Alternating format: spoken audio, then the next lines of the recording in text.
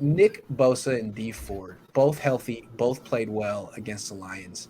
This is good news for a 49ers team that just lost Jason Verrett, because last year they didn't have either one of these guys.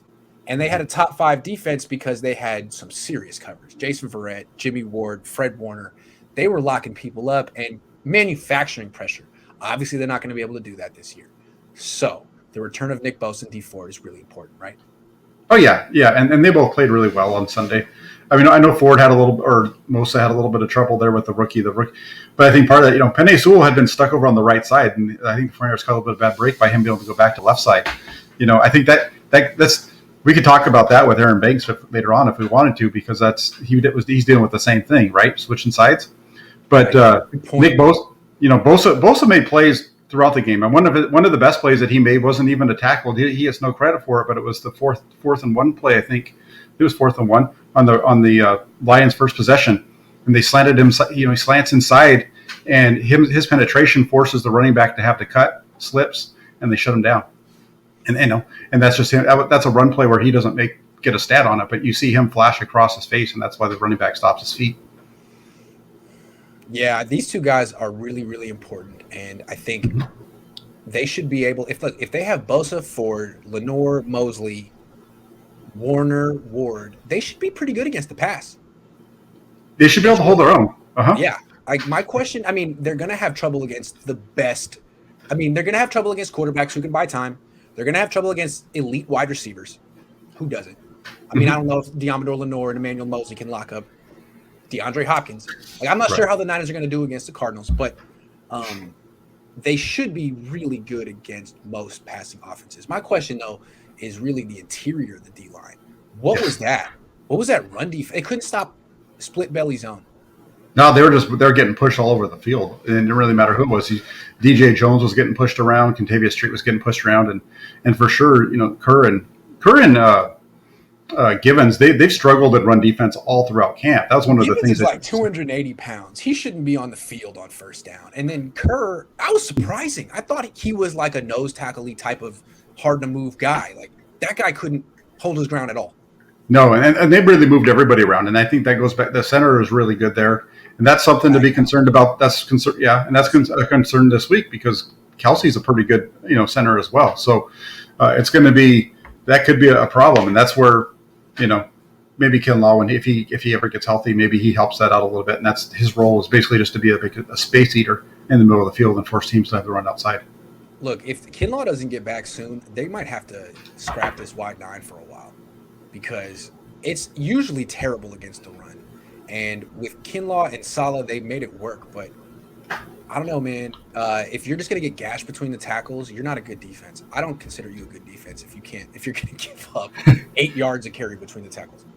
Oh, yeah. No, and the one thing with the 49ers defense is they did a good job, though, even though they gave up those big chunk plays of when those happened, they never gave up points off of those drives other than the screen throw. But on the running plays and stuff like that, they gave up chunk plays throughout, but they did a really good job of shutting those drives down eventually. Yeah, certainly. So I didn't. This is a positive topic. I'm not trying to turn it into a negative. Dee Ford, Nick Bosa, it really will help offset the loss of Jason Verrett. And the season they're not screwed because they lost Jason Verrett. In fact, you could argue that, a season, like if Javon Kinlaw were to shut himself down for the season, you could say maybe that would even have a bigger impact because that run defense was a problem, a definite problem. Yeah, it's going to be when you look at the 49ers division, it's going to be a problem against the Rams. It's going to be a problem against the Seahawks. Maybe not so much against the Cardinals because they don't run against the Cardinals. Yeah, but against those other two teams, that's probably where you're going to see the biggest problem.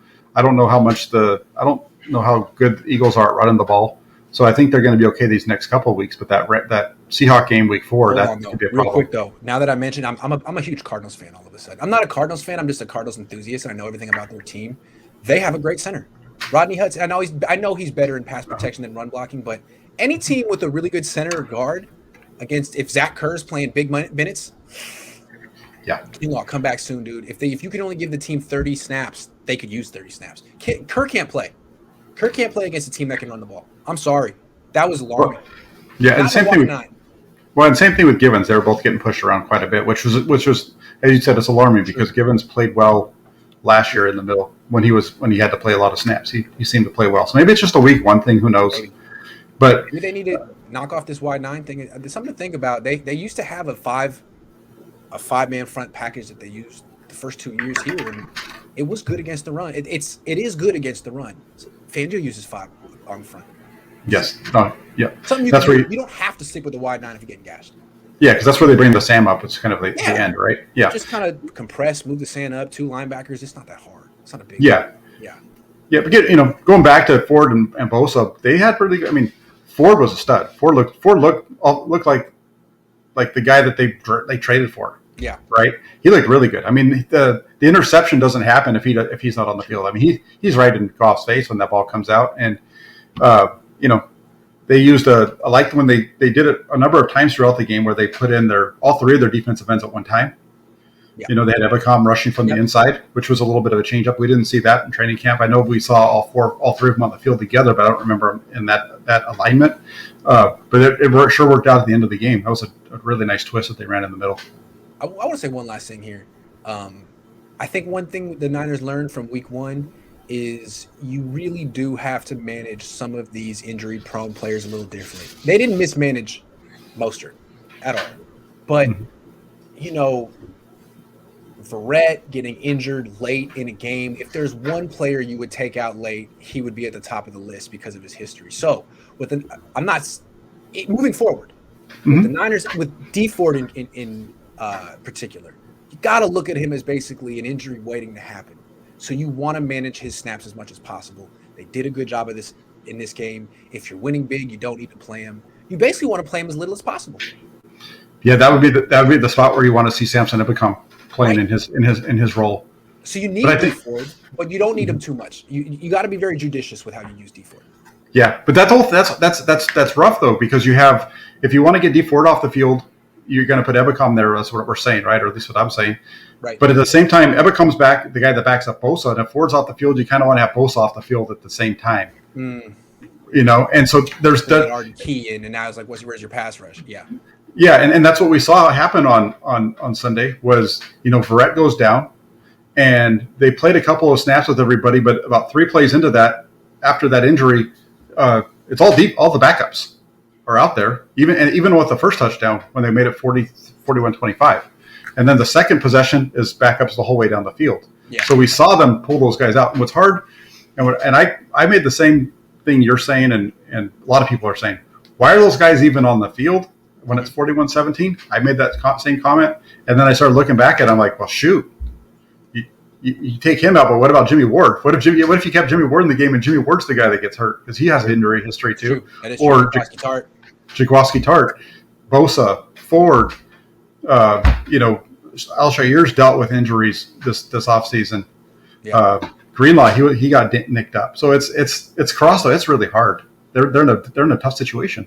Let me tell you what I would do if I were D'Amico Ryans this week.